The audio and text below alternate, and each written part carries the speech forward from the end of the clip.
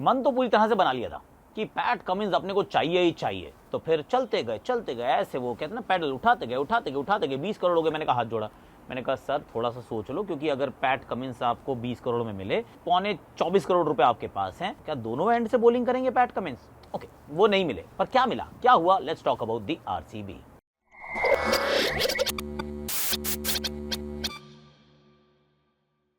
चोपड़ा जी की क्रिकेट चौपाल में आप सभी का हाथ जोड़ के स्वागत है। और मेरा ये जो है ना, क्या कहते हैं इसको, लोकेशन ये चेंज नहीं हो रही है। लोकेशन कर्टसी जो है ये 9 एल्म्स करके जगह है, और मेरे बिल्कुल पीछे थेम्स रिवर है, बहुत खूबसूरत। पर ई साल कप नम दे and sometimes you feel how can you not love the RCB.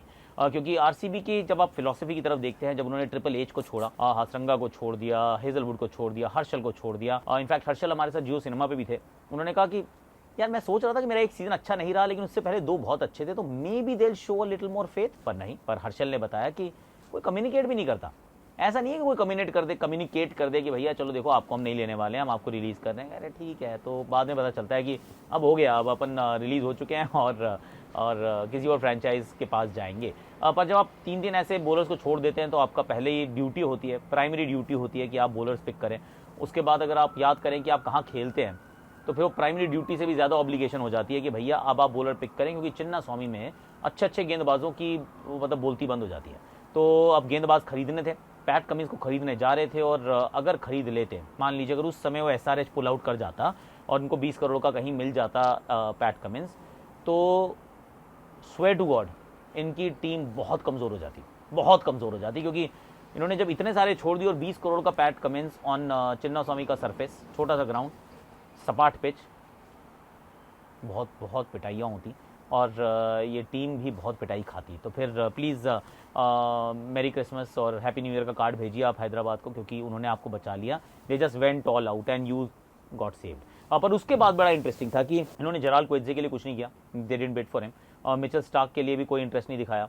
तो आई मीन बड़ा इंटरेस्टिंग था कि पैट कमिंस चाहिए लेकिन मिचेल स्टार्क नहीं चाहिए आपको, जराल कोएत्जे नहीं चाहिए आपको, अल्जारी जोसेफ चाहिए, वो भी मतलब 11 करोड़ से ऊपर में चाहिए। No disrespect and taking nothing away from Alzarri Joseph, पर अल्जारी जोसेफ यार आई मीन ठीक है, मतलब 11 करोड़ ऐसे तो मतलब मेरे मैथ और साइंस में नहीं फंसा। ये बस मेरी ऑब्जर्वेशन है, मेरी ओपिनियन है। उसके बाद तो लॉकी फर्ग्यूसन खरीद लिए इन्होंने, अपना अल्जारी जोसेफ खरीद लिया। Actually Lockie is a great buy, मुझे बहुत पसंद है वो गेंदबाज। उसके बाद इन्होंने यश दयाल को खरीदा, बहुत पैसे खर्च करके खरीदा। तो यश दयाल जब इनके पास आने वाले थे, तो उससे पहले उमेश यादव जो यहाँ पहले खेल चुके हैं वो भी एक विकल्प थे, शार्दुल ठाकुर भी एक विकल्प रहे थे, 4 में गए।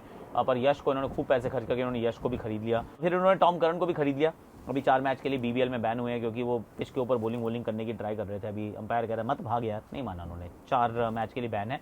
पर उनको भी खरीद लिया है। और टॉम करन का जो आईपीएल रिकॉर्ड है, वैसे इनके T20 आंकड़े उतने ख़राब नहीं है, पर इनका जो आईपीएल रिकॉर्ड है वो कैसा ही है यार। मुझे वो याद आता है जब माही के सामने फंस गए थे और ये दुबई का मैदान था, आई रिमेंबर दैट। तो उसके बाद बॉलर है इनके पास राजन कुमार हैं, हिमांशु शर्मा हैं, स्वप्निल सिंह हैं, विजय कुमार बेशक पहले ही थे, मोहम्मद सिराज हैं, करण शर्मा, मनोज भंडागे करके भी एक ऑलराउंडर इनके पास है, मयंक डागर इन्होंने पहले ले लिया था।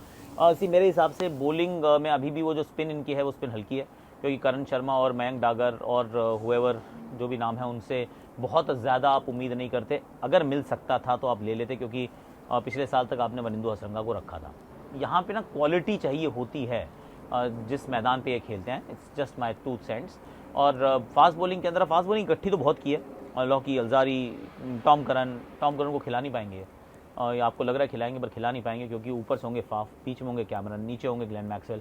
सिर्फ एक ओवरसीज़ खिलाड़ी की जगह बची है और वो है मेरे विचार में अल्जारी जोसेफ या फिर लॉकी फर्ग्यूसन। टीम खराब पहले भी नहीं थी। और रीस टोपली मैं भूल गया, 4-5 फास्ट बॉलर हो गए इनके पास, तो रीस टोपली माफ़ी, उनको पहले से ही थे इनके पास, हाँ रीस टोपली, तो रीस टोपली अभी भी है। तो इन 4 में से कोई एक फास्ट बॉलर खेलेगा, बाकी इनके 3 ओवरसीज़ बल्लेबाज खेलेंगे, जिसमें से 2 ऑलराउंडर है, maxi and Cameron green. Team was okay, team is still okay. Team अगर पोटेंशियल पे खेलती है तो अच्छा करना चाहिए। तो वैसे तो वेल डन, होपफुली आरसीबी अच्छा खेले, क्योंकि आरसीबी को अच्छा खेलना उनके फैंस के लिए बहुत ज़रूरी है यार। वो बेचारे बहुत कयास लगा के रखते हैं कि आप कुछ करोगे, आप अच्छा करोगे, तो इस साल कर दो अच्छा यार। आई मीन 4 नंबर टॉप 4 में क्वालिफाई कर जाओ, जो कि कर सकते हैं। लास्ट ईयर बड़ा मिस्ड इट बाय विस्कर, पर इस साल कर सकते हैं अगर वही ओपनिंग बहुत अच्छी चली, कैमरन ग्रीन का बल्ला बोल गया, तो थिंग्स कैन एक्चुअली वर्कआउट, पर bowling might still be a little 50-50, जिसमें से स्पिन जो है वो खासी साधारण सी नजर आती है personally from a distance at this point in time. आज के लिए, अभी के लिए इतना ही है, कल फिर मिलेंगे, कल फिर बातें करेंगे यार।